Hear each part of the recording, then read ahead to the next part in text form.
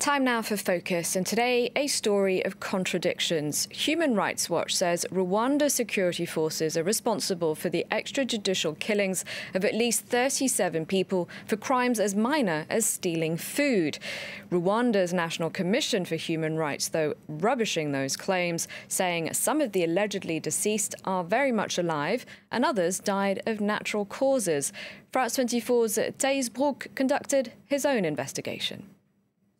It is as if he's back from the dead. Alphonse Majombere was summarily executed by Rwandan police on the 22nd of September last year for stealing a cow, according to Human Rights Watch. But this man is clearly alive and well. He speaks freely in an interview set up by Rwanda's National Commission for Human Rights. When I was told about this, it scared me. I wanted to know, how was this person able to get such information? Because I'm alive, I'm not a thief, and they found me here. This has fed allegations that a Human Rights Watch report is fabricated. In July this year, the NGO documented 37 cases of alleged extrajudicial killings by Rwandan security forces. The Rwandan Commission has sought to discredit the findings, case by case. There are 7 people on this list who we found alive. There are 4 who died of natural causes, and there are 10 who we did not find where they had been reported. Also, there are other cases of individuals who have been killed but by other people due to personal disputes. These counter-allegations have led to a social media firestorm ignited through the hashtag HRWLies, using the Human Rights Watch acronym. The case has also been debated in Rwanda's parliament, where one lawmaker called the NGO's director, Kenneth Roth, a dog. Parliament is urging the government to revoke Human Rights Watch's remit to investigate in-country. But Rwanda's rebuttal has several discrepancies. The Alphonse Majombere we were introduced to lives in an area known as Boneza, while the case cited by Human Rights Watch centres on neighbouring Nyagahinika. We found his village, Rukombe, in this valley. He had become a vagrant. I did not see him much. People would accuse him of stealing cows. He'd been living with his grandparents, but they died. The interview is interrupted by the local authorities. But off camera, this witness assures us that Alphonse Majombere was killed for stealing a cow and that he was 36 years old. Could the first Alphonse be a namesake? The age difference, almost 30 years, corroborates this notion, but it's impossible to confirm without identification papers. So, we examine another case. One of Human Rights Watch's best documented is that of Fulgence Rukundo. We pick up the trail in a village by Lake Kivu. Off camera, several people recount a day in December last year. This man takes us to the scene of the alleged execution. They said he stole a cow. They brought him over here, dumped the animal's carcass on him, and then they called the soldiers. The soldiers took him a bit further away, down over there. That's where they shot him. We were a dozen meters behind. We were a whole crowd. Many of us had been on our way to go play football. The testimony is identical to the Human Rights Watch report. Rwanda's Human Rights Commission acknowledges that Rukundo was shot by the security forces, but claims he was killed trying to cross into Congo illegally, using a passage frequented by a rebel group, the Democratic Forces for the Liberation of Rwanda.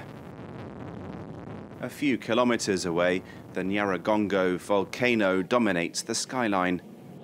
The frontier with Congo traverses these mountains.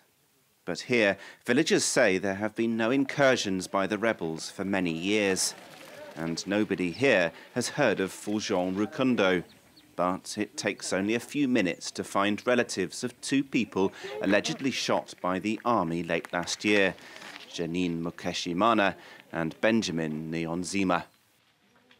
There were 7 people coming back from the fields. They took 2 of the 7 and they killed them. It was our Rwandan soldiers who did that. These young people appear to have been killed because they crossed the border illegally.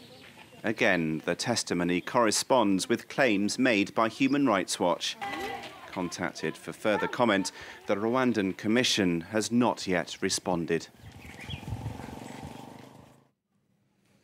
Now, for more on this, I'm joined in the studio by Ronnie Brauman. He teaches at Paris's Sciences Po University and used to be the head of Médecins Sans Frontières, or Doctors Without Borders. Hello, thank you very much indeed for coming in. What's your reaction to this report? What exactly is going on in Rwanda? Who's telling the truth? Well, in my mind, there's absolutely no doubt that Human Rights Watch is telling the truth. First off, it's a very serious organization. They don't publicize information just for the sake of publicizing information. They cross-check every finding they have. And on the other hand, the Rwandan regime has a long-standing history of mass crimes. I mean, he has committed mass killings both in its own country, in Rwanda, and across the border in Congo, where it has killed probably hundreds of thousands of people. So this is only a very minor aspect of the murderous characteristics of this regime. But why would the security forces kill someone for a crime as minor as stealing food? Or is that really just a pretext that's given? That would require a very special focus on the specific cases that have been dealt with. So I can't give an answer. But more broadly, you can see that opponents, the medias are muzzled, opponents are terrorized. So there is a politics of terror, which also applies for maybe minor offenses like thieves, like burglaries, etc. So it expands to this aspect of the social life, but the main terror is exercised against opponents or supposedly opponents. Now, you mentioned the credibility, obviously, of Human Rights Watch, but just how much access would they have had? I mean, you mentioned that the state's control. Just how easy would it have been for them to collect this information? Well, this is for them to answer this question. I don't know the way they've conducted their investigation. The only thing I can say that it is a very experienced organization. They know how to conduct investigations in difficult contexts. You know, when in countries where massive human rights abuses are committed, it's not easy to investigate by definition. And this is their role, whether it be in Gaza after the war, in Israel, or between Israeli and Palestinians, or in other war-torn countries, like in Libya. They've done an incredible job in Libya. So I rather trust them, but it's not only my trust in Human Rights Watch which speaks here. It's also my knowledge of what this regime is capable of. You've written about the Rwanda genocide. Just how much of an impact does it have still on the way the country operates, or the security forces in particular operate?